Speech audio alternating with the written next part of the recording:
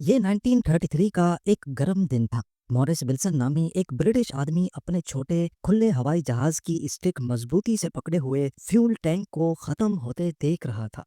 उसने सिर्फ 2 महीने पहले ही हवाई जहाज उड़ाना सीखा था, लेकिन उसका सबसे बड़ा मसला हजारों फीट पर जहाज में फ्यूल का खत्म होना नहीं, बल्कि मसीहों की एक लंबी लिस्ट थी, जिसमें कुछ ब्रिटिश ऑफिसर्स थे जिन्हें वो बहरेन में छोड़ आया था। ईरान में लैंड करने पर अरेस्ट होने का यकीन, नीचे पर्शियन गल्फ की लहराती लहरें और ये बढ़ने वाला इम्कान कि फ्यूल खत्म होने से पहले ही वो किसी सेफ जगह तक नहीं पहुंच पाएगा। लेकिन इन सब के बावजूद विल्सन आगे बढ़ता रहा, क्योंकि वो जिस मिशन पे निकला था वो इन छोटे छोटे मसलों से कहीं ज्यादा बड़ा था। और उसका मिशन था अपने इसी जहाज को दुनिया के सबसे ऊंचे पहाड़ माउंट एवरेस्ट से टकराना। नाज़रीन, मॉरिस विल्सन 21 अप्रैल 1898 को वेस्ट यॉर्कशायर में एक मिडिल क्लास टेक्सटाइल मिल मालिक के घर पैदा हुआ।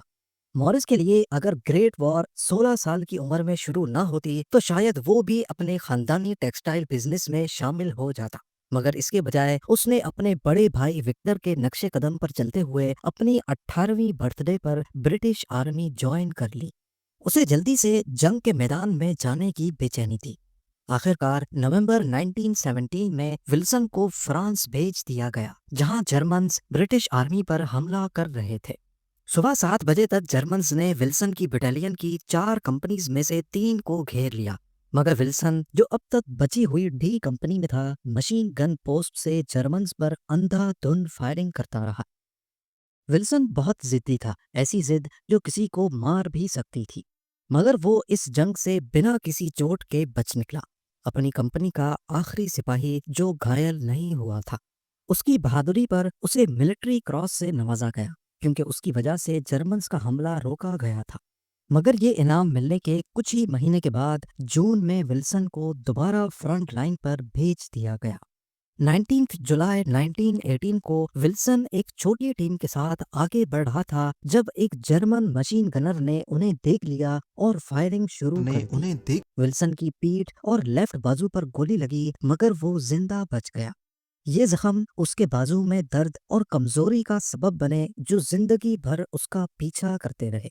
अगले कई महीनों तक विल्सन अपने जख्मों की वजह से हॉस्पिटल में एडमिट रहा। उसके बाद उसे एक रिजर्व बटालियन में भेज दिया गया, मगर शायद उसकी किस्मत में ही मुसीबतें लिखी थी। यहाँ पहुंचते ही उसे इन्फ्लुएंजा हो गया, जो उस वक्त पूरी दुनिया में तेजी से फैल रहा था। ये बीमारी उसे दोबारा से हॉस्पिटल के बिस्तर तक ले गई और यहीं बेड पर पड़े पड़े वर्ल्ड वॉर 1 खत्म हो गई।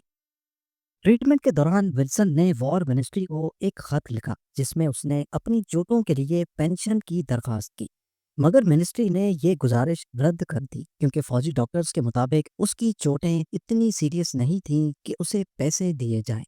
इस इनकार की वजह से विल्सन को बहुत दुख हुआ और इस वजह से उसके दिल में हुकूमती निज़ाम के खिलाफ बगावत बैठ गई। ये नफरत तब तक उसके साथ रही जब तक 1919 में उसे डीमोबिलाइज करके वापस घर ब्रेडफोर्ड भेज दिया गया। विल्सन के सामने वही सवाल था जो हजारों दूसरे वर्ल्ड वॉर 1 के सिपाहियों के सामने था, कि हमने इतनी कुर्बानियां दी, चोटें खाई, लेकिन उसका बदला अच्छा नहीं मिला। विल्सन अब अंदर से टूट चुका था और वो अपनी जिंदगी में कुछ बड़ा करना चाहता था। वो अगले 10 सालों तक पूरी दुनिया में इधर उधर भटकता रहा। इस दौरान उसने 2 शादियां की, कई बिजनेस बदले और 1932 तक उसे जिस सुकून की तलाश थी वो उसे कहीं नहीं मिला। ऊपर से जंग के जख्म अभी तक उसे लगातार तकलीफ दे रहे थे। उसकी सेहत दिन ब दिन खराब होती जा रही थी। इसी दौरान विल्सन एक बाबा से मिला, जिसका कहना था कि अगर वो कुछ दिन तक भूखा रहे तो उसके सारे मसले हल हो जाएंगे। विल्सन ने वाकई कुछ हफ्तों तक रोजा रखा और दुआओं में वक्त गुजारा। कुछ महीने के बाद वो फिर से समाज में आया, पूरी तरह सेहतमंद, ना सिर्फ अपने डिप्रेशन बल्कि बीमारी से भी मुकम्मल निजात पाकर। अब उसका यकीन और ज्यादा पुख्ता हो गया कि दुनिया का कोई भी मसला हो, उसे रोजा रखकर और दुआएं करके खत्म किया जा सकता है। अब विल्सन ने नए नए चैलेंजेस लेना शुरू कर दिए। उसका दावा था कि वो दुनिया को अपने रोजे की ताकत से वो कुछ करके दिखाएगा जो आज से पहले कोई नहीं कर पाया। इसी दौरान एक दिन उसकी नजर अखबार के एक आर्टिकल पर पड़ी, ये 1924 के ब्रिटिश माउंट एवरेस्ट एक्सपीडिशन के बारे में था। इस मिशन में जॉर्ज मैलरी और एंड्रयू अर्विन ने दुनिया के सबसे ऊंचे पहाड़ माउंट एवरेस्ट की चोटी तक पहुंचने की कोशिश की थी, मगर रास्ते में ही दोनों कहीं खो गए। विल्सन को अब एक मकसद मिल चुका था। उसने माउंट एवरेस्ट को सर करने की जिद ठान ली, वो भी अकेले अपने रोजे और दुआओं के सहारे। लेकिन मसला ये था कि माउंट एवरेस्ट को सर कैसे किया जाए। विल्सन को मालूम था कि एवरेस्ट पर जाने के लिए मिशन में बहुत सारे पैसे खर्च होते हैं, मुख्तलिफ गेयर्स लेने पड़ते हैं और ये सारा खर्चा स्पॉन्सर्स उठाते हैं। और सबसे बढ़कर बहुत ज़्यादा ट्रेनिंग करनी पड़ती है। पर वो इन सब रिक्वायरमेंट्स को बाईपास करके किसी शॉर्टकट की तलाश में था। 1932 में हुस्टन एक्सपीडिशन के नाम से एक एवरेस्ट मिशन हेडलाइंस में उभर रहा था।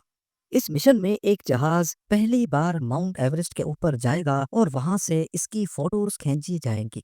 याद रहे कि उस वक्त तक माउंट एवरेस्ट को किसी ने भी सर नहीं किया था। तभी दुनिया इस पहाड़ की चोटी को देखने के लिए बहुत बेचैन थी।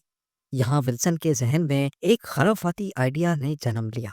उसका ख्याल था कि वो इस एक्सपीडिशन में हिस्सा लेकर जाएगा और जब जहाज एवरेस्ट के ऊपर होगा तो वो वहां पैराशूट के जरिए छलांग लगा लेगा और ऐसे वो एवरेस्ट की चोटी तक पहुंचने वाला दुनिया का पहला शख्स बन जाएगा।